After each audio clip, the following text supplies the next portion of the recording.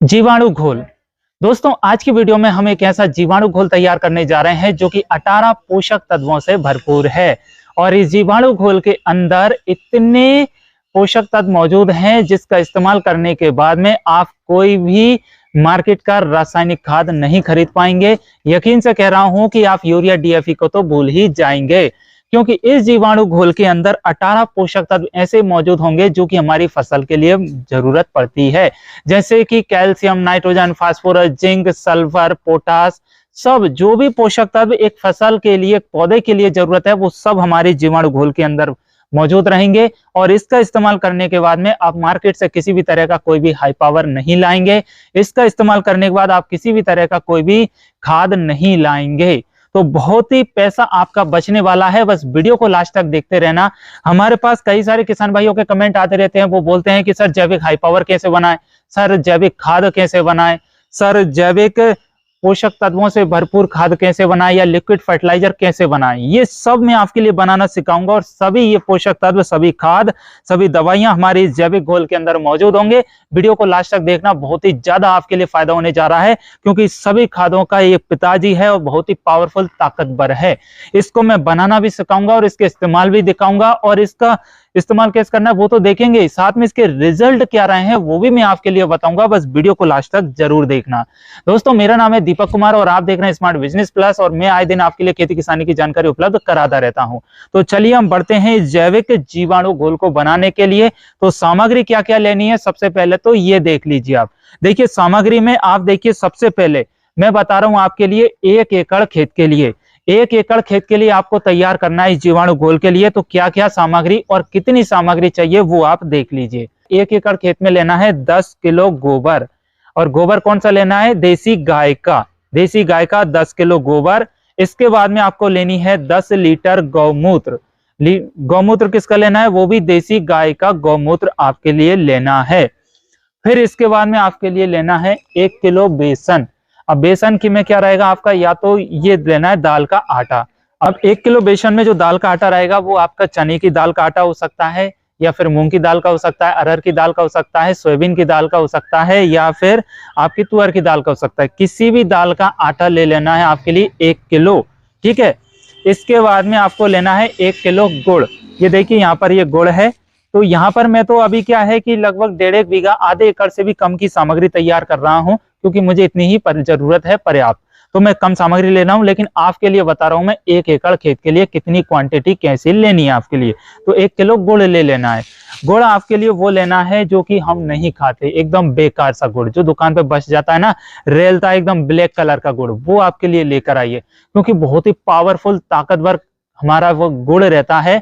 और वही फसलों की मिट्टी के लिए फायदेमंद होता है। उसके अंदर सबसे ज्यादा कैल्शियम, फास्फोरस मौजूद रहता है, जो कि फायदेमंद रहता है, जिसे ना तो मवेशी खाता हो ना ही इंसान खाता हो। वह गुड़ लेकर आइए। यदि मार्केट में नहीं मिलता है तो खाने वाला गुड़ भी आप ले सकते हैं, ठीक है। अब इसके बाद में आपके लिए लेनी है 1 मुट्ठी मिट्टी, लगभग 10 केजी के समथिंग आपकी ये मिट्टी रहेगी। और ये मिट्टी कहाँ से लेनी है, ये मिट्टी लेनी है आपके लिए पीपल के पेड़ के नीचे से, या फिर किसी बरगद के पेड़ के नीचे से। और ध्यान दें कि यदि पीपल का पेड़ या बरगद का पेड़ आपके खेत में मौजूद है, जिसमें आप खाद बीज दवाई डालते हैं, तो उस पेड़ के नीचे से मत लाना।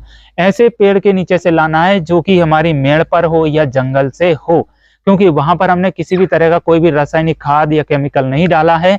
तो वहां उस पेड़ के नीचे, उस मिट्टी के अंदर इतने जीवाणु होंगे, वही जीवाणु हमारे लिए यहाँ पर फायदा करेंगे।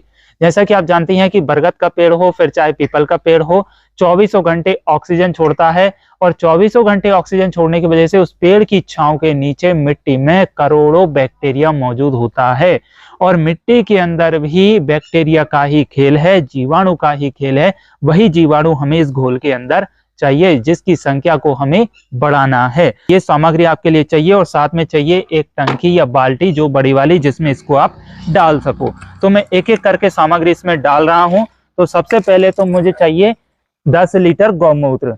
अब मैंने जैसा कि पहले आपको बता दिया था, तो यहाँ पर मैंने इसमें गौमूत्र डाल दिया है। इसी बाल्टी में मैं इसको जीवाणु घोल को तैयार करूंगा।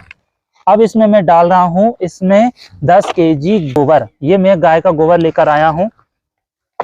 तो 10 केजी हमें डालना है गाय का गोबर। गाय के गोबर के अंदर बैक्टीरिया बहुत अच्छा रहता है, वो भी देसी गाय के अंदर। अब यदि आपके पास देसी गाय नहीं है तो देसी बेच सकते हैं आप, ठीक है। लेकिन कोशिश ये करें कि यदि गोबर देसी गाय का ले रहे हैं तो गौमूत्र भी देसी गाय का लेना है, यदि गोबर बैल का ले रहे हैं तो गौमूत्र भी बैल का लेना है, यदि भैंस का ले रहे हैं तो भैंस का लीजिए, ठीक है। तो आपके लिए अच्छे रिजल्ट देखने को मिलेंगे।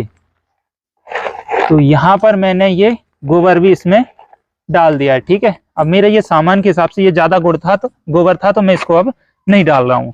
अब इसी में डाल देता हूँ मैं ये मिट्टी, जो मैं लेकर आया था वो मिट्टी डाल दी मैंने, ठीक है। अब इसी में डाल रहा हूं मैं ये बेसन, 1 किलो हाफ के लिए बेसन डाल देनी है इसमें, ये देखिए।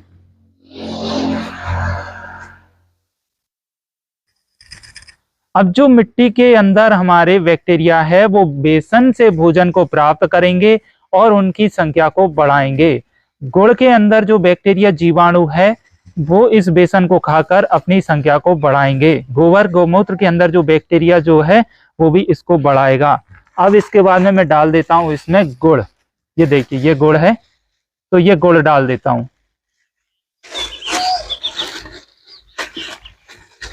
अब मैंने यहाँ पर क्या क्या चीज डाल दी एक बार देख लीजिए ध्यान से। मैंने इसमें 10 लीटर गौमूत्र डाला है, 10 किलो गोबर डाला है, 1 किलो बेसन डाला है, 1 किलो गुड़ डाला है और 500 ग्राम इसमें मिट्टी डाली है पीपल और बड़ के पेड़ के नीचे की।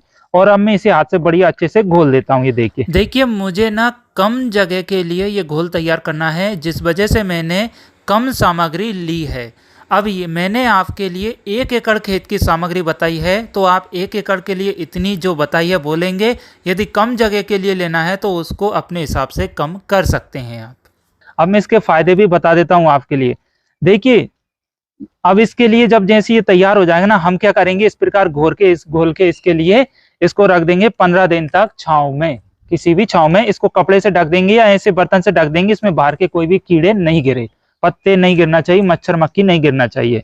तो 15 दिन रख देंगे। 16वें दिन जब आप इसका इस्तेमाल करेंगे ना, इसके अंदर करोड़ों करोड़ों ऐसे जीवाणु मौजूद हो जाएंगे जो कि आपकी मिट्टी के लिए जरूरत है, जो कि आपके लिए फसल के लिए जरूरत है। यदि आप इसका फसल में इस्तेमाल करोगे तो फसल की गुणवत्ता सुधरेगी, मिट्टी की गुणवत्ता सुधरेगी, फसल हमारी उत्पादन अच्छा देगी। फसल के अंदर भरपूर calcium, phosphorus, potash, sulphur, zinc सब कुछ मौजूद होगा।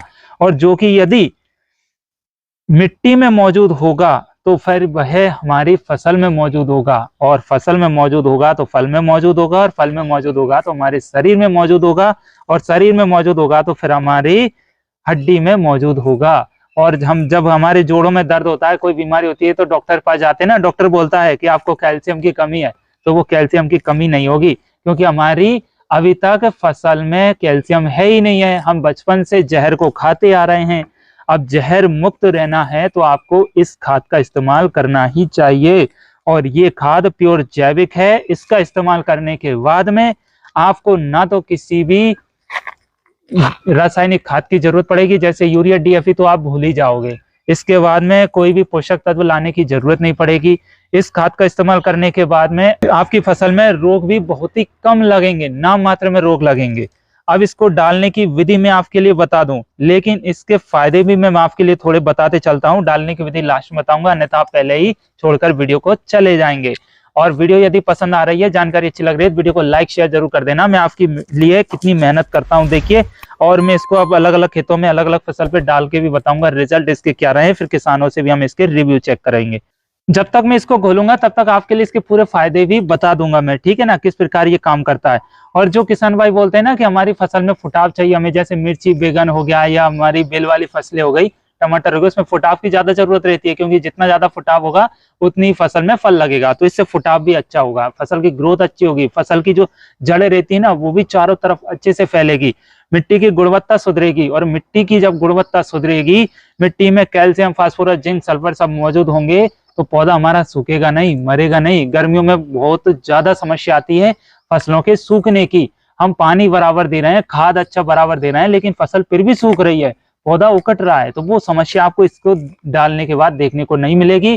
तो जो कमेंट कर रहे थे कि हमारी पौधा सूख रहा है, फसल मर रही है, या गर्मियों में फसल को कैसे बचाएं, तो इस खाद का इस्तेमाल करना है। और जो गोबर है, गोबर के अंदर भी कैल्शियम भरपूर मात्रा में है, फास्फोरस है, सल्फर है, जिंक है, और गौमूत्र के अंदर भी कैल्शियम बहुत है और जिंक है, सल्फर है, और जो गुड़ है उसके अंदर भी फास्फोरस है, और जो बेसन डाला उसके अंदर भी फास्फोरस है, प्रोटीन्स है, तो वो सब इसमें हमारे लिए मिल जाता है।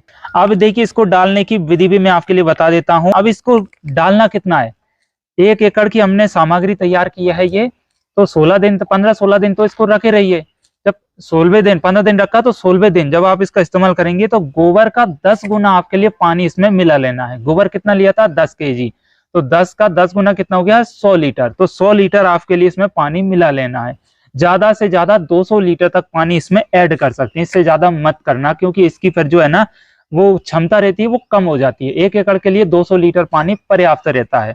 तो गोबर का 10 से 20 गुना आप इसमें पानी मिला लीजिए। पानी मिलाने के बाद में आप इसको खेत में डालेंगे। डालेंगे कैसे, जब भी आप खेत में फसल की बुआई कर रहे हैं, खेत की अंतिम जुताई करेंगे, इसके बाद इसको खेत में छिड़काव कर दीजिए। चाहे तो स्प्रे मशीन से कर दीजिए, पंप से कर दीजिए, या फिर खेत में आप झाड़ू के माध्यम से इसमें डुबोइए, और इस प्रकार ऐसे हिलाएंगे तो खेत में ये पहुंच जाएगा। इस प्रकार इसको पूरे खेत में डाल दीजिए। फिर 4 से 5 दिन बाद आपके लिए खेत में फसल की बुआई कर देनी है। अब फसल कौन सी होगी, फसल A to Z, चाहे फूल वाली फसलें हो, चाहे फल वाली फसलें हो, चाहे सब्जी वाली फसलें हो, चाहे बेल वाली फसल हो। कंफ्यूजन, डाउट कुछ भी मत रखना अपने मन में कि हमारी ये फसल बैगन की है, कोई बोलेगा टमाटर है, कोई बोलेगा कद्दू, कोई लौकी। तो आपको इससे कोई मतलब नहीं है, बस फसल मतलब फसल होना चाहिए। जो भी फसल है किसी भी तरह की, उसमें सब में ये काम करेगा। इसके फायदे जबरदस्त आपके लिए देखने को मिलेंगे। तो हर 21 दिन में आपके लिए इसका इस्तेमाल करना है। पहला आपके लिए कब डालना है, फसल की बुआई के वक्त, और फिर 21 दिन बाद आपके लिए खेत में इसका चाहे तो पानी के माध्यम से चला दीजिए, या फिर स्प्रे कर दीजिए, या फिर झाड़ू के माध्यम से डाल दीजिए। ठीक है, क्योंकि आपको लिए बता दूं कि पौधा जब रहता है ना, पहले 21 दिन तक, बीज से लेकर 21 दिन तक मिट्टी से भोजन प्राप्त करता है, मिट्टी से ताकत प्राप्त करता है। 21 दिन के बाद वह सूर्य की प्रकाश की किरणों से भोजन प्राप्त करता है, ताकत प्राप्त करता है, जिसे हम फोटोसिंथेसिस की क्रिया बोलते हैं, प्रकाश संश्लेषण की क्रिया। तो वह सूर्य के प्रकाश से प्राप्त होती है। तो हमें पहले तो मिट्टी को मजबूत करना है। जब मिट्टी मजबूत होगी, इसके बाद में पौधे को मजबूत करना है। हर 21 दिन में डालना है। 3 से 4 या 5-6 महीने की जो भी फसल रहेगी उसमें 21 दिन बाद डालिए। किसी फसल में 3 बार डलेगा, किसी फसल में 5 बार, तो किसी फसल में 7 बार। इस प्रकार आपका ये डलेगा। जब इसको आप डालेंगे तो आप देखेंगे कि पहली बार में तो आपके लिए मध्यम ही इसका रिजल्ट मिलेगा, क्योंकि सालों गुजर गए, वर्षों गुजर गए, आप जब से केमिकल इस्तेमाल करते आ रहे हैं। तो सबसे पहले तो ये केमिकल की मात्रा को खत्म करेगा अपने खेतों से। इसके बाद में जैविक की मात्रा, जीवाणु की मात्रा को बढ़ाएगा। इसका इस्तेमाल करेंगे तो आपकी फसलों में रोग नहीं लगेगा। इसका इस्तेमाल करेंगे तो आपको यूरिया, DAP या किसी भी तरह के खाद की जरूरत पड़ेगी नहीं। तो आपकी मिट्टी की गुणवत्ता ऑटोमेटिक ही सुधरती जाएगी। यदि आपने 6 महीने भी इसका इस्तेमाल कर लिया तो फिर आप मिट्टी की जांच करा लीजिए। इसको डालने के पहले मिट्टी की जांच कराइए, फिर 6 महीने बाद मिट्टी की जांच करवाइए, तो ऑटोमेटिक आपको फर्क दिखाई देगा कि पहले हमारी मिट्टी कैसी थी, अब हमारी मिट्टी कैसी है। इसको डालने के बाद हमें मिट्टी को मजबूत बनानी है। अब कुछ लोग बोलेंगे हमारी मिट्टी इतनी मजबूत है कि उसमें गेंती फावड़ा भी नहीं चलता है, तो वो मजबूताई नहीं चाहिए। हमें calcium, phosphorus, sulphur, zinc, potash, सब कुछ आयरन इसमें चाहिए मिट्टी के अंदर, उसे मजबूत बोलेंगे। यदि आपकी मिट्टी के अंदर गेंती फावड़ा नहीं चल रहा है तो समझिए आपकी मिट्टी बंजर है, वह काम की मिट्टी नहीं है। उसमें खाद सबसे ज्यादा मांगती होगी आपकी मिट्टी। तो उस मिट्टी को सुधारने के लिए ये खाद बहुत ही बेस्ट है, सबसे ज्यादा अच्छा ये खाद है। यदि इसको डालते रहेंगे तो 1 साल बाद, यदि कंटिन्यू करेंगे तो 1 साल बाद ही रिजल्ट देखेंगे। खेत में जब पानी डालने के बाद भी मिट्टी सूख जाएगी, तब खेत में आप हाथ डाल के ऐसे मिट्टी को उठा लेंगे, हाथ चला जाएगा आपका, यकीन मानिए। इसके अंदर इतने पोषक तत्व रहेंगे और इतने जबरदस्त इसके रिजल्ट रहेंगे। अब हमें मिट्टी की, पौधे की जड़ों की ग्रोथ करवानी है तो इसको डालेंगे। पौधे में पीलापन आ रहा है, हरापन चाहिए तो इसको डालेंगे। पौधे की ग्रोथ अच्छी करवानी है, जैसे हाई पावर डाल रहे हैं तो उसकी जगह ये डालेंगे।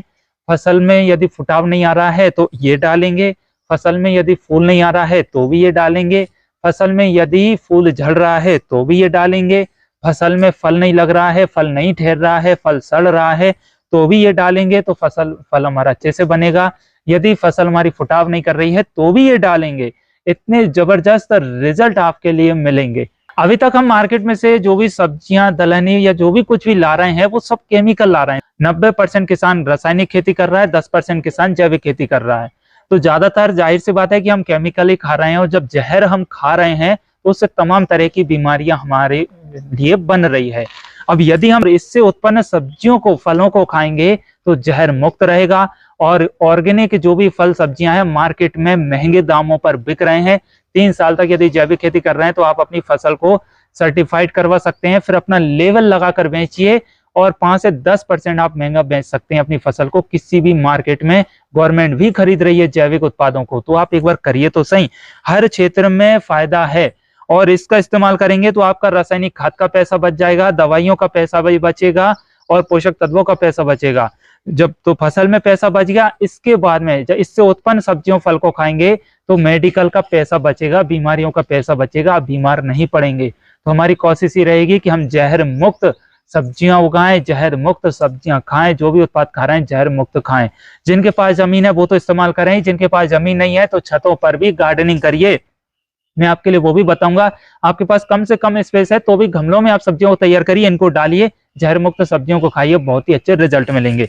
तो यहाँ पर ये मेरा घोल तैयार हो गया है। अब मैं इसको ढकूंगा, तो किसी भी कपड़े से मैं इसके मुंह को बांध दूंगा। इसके बाद में 15 दिन रख दूंगा, फिर हम इसका इस्तेमाल करेंगे फसलों में, तो वो आपके लिए भी मैं दिखाऊंगा। मुझे पूरी उम्मीद है कि आपने वीडियो को लास्ट तक देखा होगा और आपको जानकारी अच्छे से समझ में आ गई होगी। और जो मैंने जीवाणु घोल बनाया है, इसे हम जीव अमृत भी बोलते हैं, जीव अमृत भी बोलते हैं। तो जीव अमृत क्या है, कैसे बनता है, वो भी यही तरीका है। जीवाणु घोल क्या है, वो भी यही तरीका है। ठीक है, तो वीडियो अच्छी लगी है, पसंद आ गई है, जानकारी अच्छे से समझ में आ गई है, इसे लाइक जरूर करना। जितने भी किसान भाई हैं उन तक शेयर जरूर करना, आपके कांटेक्ट में, अपने सोशल मीडिया प्लेटफॉर्म पर डाल देना। हमें ज्यादा से ज्यादा ये संदेश पहुंचाना है कि जहर मुक्त खेती करें, जहर मुक्त पदार्थों का सेवन करें। ठीक है, और ऐसी ही और भी वीडियोस देखना चाहते हैं तो smart business plus YouTube channel को सब्सक्राइब कीजिए, साथ में बेल आइकन प्रेस कीजिए। जो भी डाउट है, इंक्वायरी है, किस तरह की समस्या आपको आ रही है, तो हमें कमेंट जरूर कीजिए, नेक्स्ट वीडियो में आपकी हेल्प जरूर की जाएगी। चलिए मिलते हैं, तब तक के लिए मुझे दीजिए इजाजत, नमस्कार।